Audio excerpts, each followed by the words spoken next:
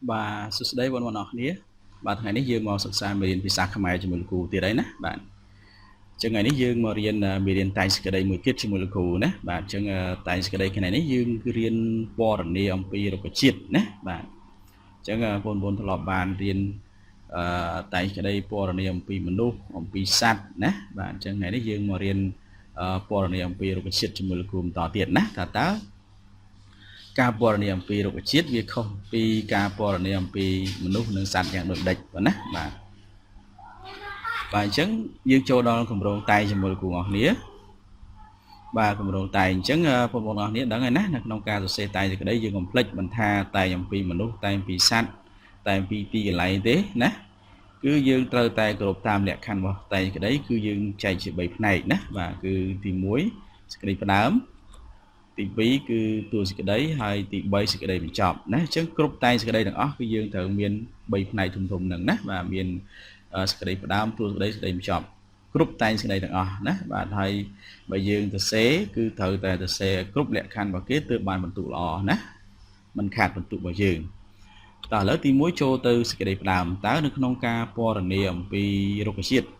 សេចក្តីផ្ដើមយើងពណ៌នាអំពីខ្លះណាបាទ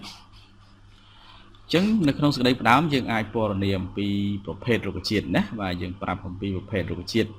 តើរុក្ខជាតិហ្នឹងជារុក្ខជាតិអីមានន័យថាឈ្មោះរបស់វាណាបាទឈ្មោះរុក្ខជាតិហ្នឹងជារុក្ខជាតិហ្នឹងឈ្មោះអីណាបាទទីកន្លែងដុះបាទទីកន្លែងដុះរបស់វាហ្នឹងគឺយើងមិនមែនប្រាប់អំពីភូមិឃុំខេត្តស្រុកអីទេណាបាទទីកន្លែងហ្នឹងយើងប្រាប់ថាដើមរុក្ខជាតិហ្នឹងវាដុះនៅណានៅក្រោយផ្ទះ នៅមុខផ្ទះនៅចំហៀងផ្ទះនៅក្បែរផ្ទះណានៅដីស្រែនៅអីចឹងទៅណាបាទហ្នឹងគេហៅថាទីកន្លែងដុះបាទអាយុកាលរបស់វាអញ្ចឹងអាយុកាលនៃរុក្ខជាតិហ្នឹងឬក៏ពេលវេលានៃការដាំរុក្ខជាតិហ្នឹងតើអាយុកាលរបស់វាហ្នឹងដាំពីពេលណាណាមានអាយុប្រមាណហើយអីហើយណាបាទអញ្ចឹងនៅក្នុងការសរសេរសេចក្តីផ្ដើមយើងមាន3ចំណុចធំៗហ្នឹងណាបាទយើងមាន3ចំណុចធំៗហ្នឹង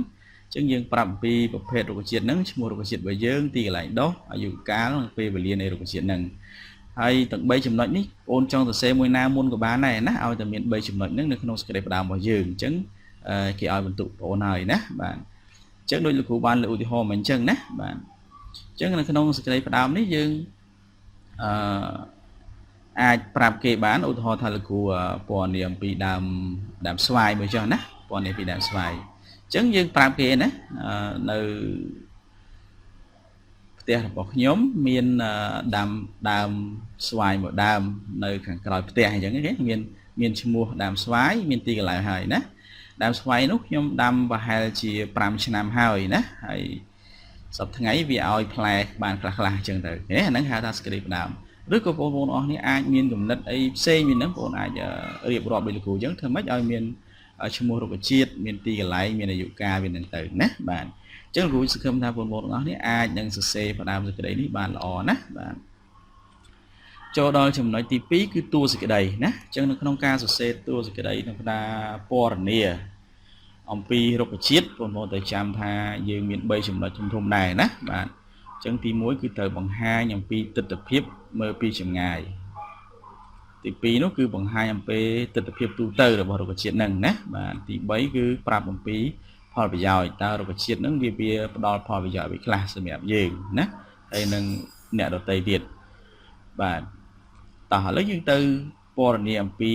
ទិដ្ឋភាពពីចម្ងាយតើទិដ្ឋភាពពីចម្ងាយហ្នឹងយើងពណ៌នាដល់អ្វីខ្លះណាបាទអញ្ចឹងបើយើងមើលពីចម្ងាយទៅតើយើងឃើញវាដូចជាអ្វីមួយណាឃើញដូចជាអី បាទវាអាចឃើញដូចជាឆាត់ឧទាហរណ៍ដូចជាដើមថ្នោតណាដើមថ្នោតយើងមើលទៅឃើញដូចឆាត់ចឹងមែនទេបាទមានដើមមួយហើយវាមានកញ្ចុំស្លឹកវានៅលើយើងមើលទៅមានរាងដូចឆាត់ណាហ្នឹងបើអាចប្រើបានជាមួយដើមថ្នោតឃើញទេបាទមានរាងដូចផ្លិតលាស្អីខ្លះរាងដូចផ្លិតលាបាទដូចជាដើមដូងអីណាដើមដូងដើមអីទៀតតែកូនមើលទៅឃើញដូចជាផ្លិតលាអាផ្លិតយើងបក់ណាបាទ ដើមស្ពៃដើមអីជាដើមហ្នឹងណាបាទដូចកំពូលភ្នំបាទដើមឯងដូចកំពូលភ្នំជាចំការមួយណាបាទអញ្ចឹងមើលទៅវារៀងដូចកំពូលភ្នំបាទវារៀងដូចម្រាមដៃស្អីគេម្រាមដៃឧទាហរណ៍ថាយើងដាំចេកដើមអីអញ្ចឹងវា đo tụm riệp kia đôi riệp đai đang được xây đang bị chỉ đam chẳng á và mỗi tiết đôi mà nụ bẹ mua nó dương vật đôi chứ nó dương vật đôi đam chơi để dương quan nĩa rồi sẽ dương quan nĩa nó tao vì đôi ấy đôi chat đôi lật lia đôi cùng phù nôm đôi mà riệp đai đôi nụ bẹ mua trước ở đây là của bằng hai này mình thằng cướp rồi có chết vì mẹ tặng nó ngay nè còn thằng là của bằng hai này chia chùm này đang khá khá để phong vốn thời vô từ pra tha lỡ đôi thọ đam nào chứng đam thân nốt vì từ tập hiện dương mơ chừng ngày để riêng đôi chặt đấy để chặt để kia cái phong để bao chứng đấy và hơi để chỉ đam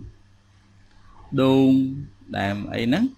dương mơ tới đôi chỉ lật lia và dương mơ vì đi tới nè và đam chê ấy nốt nè và người chứng tầng ó nó cứ còn là chia cùng nứt khá nó không ca côn từ xem vì từ tập hiệp mơ vì chừng ngày nè là bỏ được triệt và nè bạn hay dương miền mỗi tiết nó cứ ôn thở bằng hai những vì từ tập hiệp tu từ này rồi triệt nằng chứng từ tập hiệp tu từ này rồi triệt cứ tao vì miền sân than định đạch nè rồi triệt nó miền sân than định đạch chứng vốn vốn nếu thở còn niệm vì rục riêng và về nè rục riêng bỏ được triệt nắng và rục riêng dạng mấy rục triệt nắng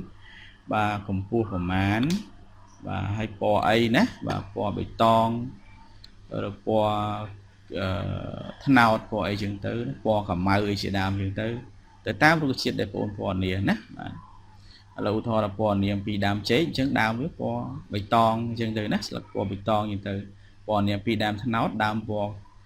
mai ấy chừng tới là po bê tông chai chừng tới nè và đam chế cùng pua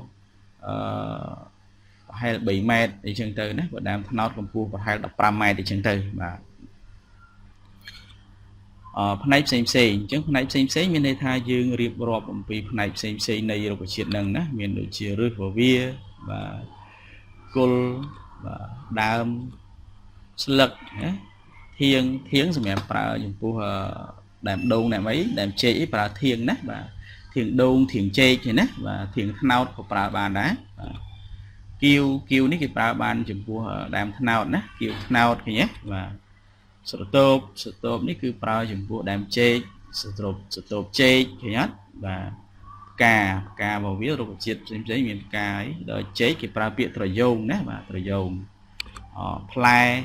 và ấy xây dựng chứng từ nó mê chỉ chứng từ chứ là nó cứ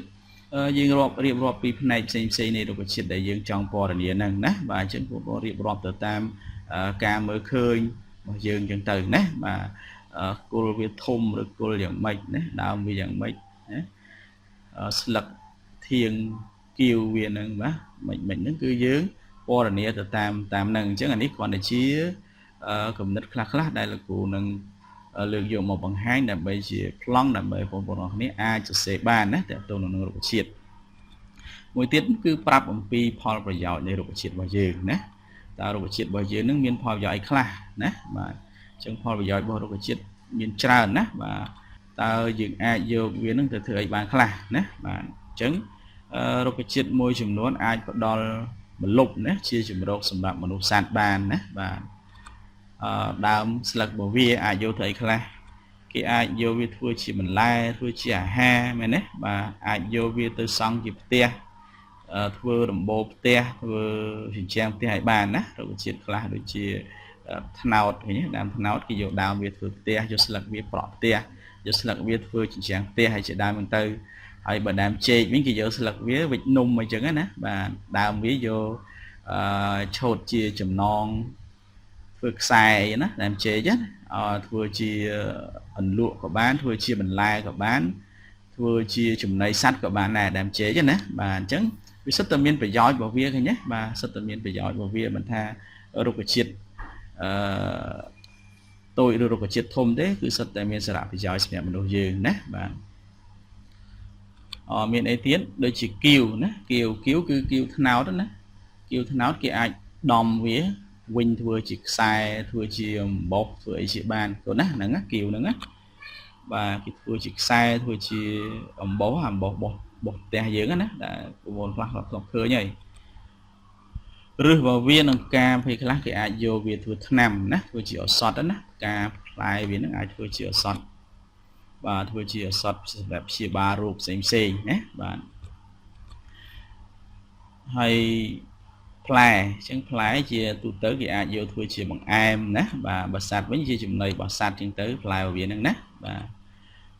គេអាចយកទៅបម្រើក្នុងវិស័យឧស្សាហកម្មបានណាបាទដូចជាត្នោតឥឡូវយើងអាចយកទៅផលិតជាស្ករណាស្ករសដូចអំពៅអីផលិតជាស្ករសគេយកទៅបម្រើវិស័យឧស្សាហកម្មចេកអីគេយកទៅធ្វើជាចេកឆាបចេកឆឹងអីចឹងណាបាទអញ្ចឹងគឺរុក្ខជាតិមួយចំនួនអាចបម្រើឲ្យវិស័យឧស្សាហកម្មមានន័យថាយើងអាចយកវាទៅផលិតនៅក្នុងរោងចក្រណាបាទវិស័យឧស្សាហកម្មហ្នឹងមួយទៀតយើងនិយាយអំពីការថែទាំណាបាទយើងត្រូវនិយាយពីការថែទាំវាផងណាដំណាំដែលយើងតាមហ្នឹងយើងថែទាំវាដូចដេចណាហើយរុក្ខជាតិខ្លះគឺយើងត្រូវថែរក្សាដូចជាយើងមិនត្រូវកាប់បំផ្លាញវាទេណាបាទហើយយើងត្រូវចូលរួមថែរក្សាវាហើយនឹងដាំបន្ថែមអញ្ចឹងទៅណាចំពោះរុក្ខជាតិមួយចំនួនដូចជាត្នោតដូចអីហ្នឹងយើងកុំត្រូវកាប់បំផ្លាញវាណាយើងត្រូវតែចូលរួមថែរក្សាត្រូវតែដាំបន្ថែមពីព្រោះវាជាបេតិកភណ្ឌរបស់ខ្មែរមួយដែរណាដើមត្នោតហ្នឹងគឺជាតំណាងឲ្យទឹកដីខ្មែរមួយដែរអញ្ចឹងណាបាទហើយយើងមានរុក្ខជាតិផ្សេងជាច្រើនដែលបងអាចយកមកពណ៌នានេះគឺបងអាចយកគម្រោងតែមួយនេះអាចយកមកពណ៌នាបានណាទោះបីថាវាមិនលម្អិតចំពោះរុក្ខជាតិមួយមែនប៉ុន្តែបងអាចលើកជាគំនិតទៅតាមអ្វីដែលលោកគ្រូបានបង្ហាញនេះយកទៅសរសេររៀបរាប់ពណ៌នាបានណាបាទអញ្ចឹងមកចំណុចមួយទៀតចំណុចចុងក្រោយគឺសេចក្តីបញ្ចប់ណាបាទអញ្ចឹងសេចក្តីបញ្ចប់គឺគ្រប់តែសេចក្តីគឺឲ្យបងប្អូនទាំងគ្នាបង្ហាញអំពីចំណាប់អារម្មណ៍របស់យើងណាអញ្ចឹងកន្លែងចំណាប់អារម្មណ៍នេះអាចបង្ហាញពីចំណាប់អារម្មណ៍របស់យើងផ្ទាល់អ្នកសរសេរហ្នឹងចំពោះរុក្ខជាតិឬក៏អាចបង្ហាញអំពីចំណាប់អារម្មណ៍របស់មនុស្សទូទៅណាចំពោះរុក្ខជាតិដែលយើងពណ៌នាហ្នឹងបាទហើយលោកគ្រូសង្ឃឹមថាបងប្អូនទាំងអស់គ្នានឹងអាចចេះណាសរសេរតែសេចក្តីពណ៌នាអំពីរុក្ខជាតិហ្នឹងបានល្អណាហើយអញ្ចឹងសម្រាប់ការបង្ហាញគម្រោងតែងអំពីរុក្ខជាតិគឺលោកគ្រូសូមបញ្ចប់ប៉ុណ្នេះបាទអរគុណច្រើន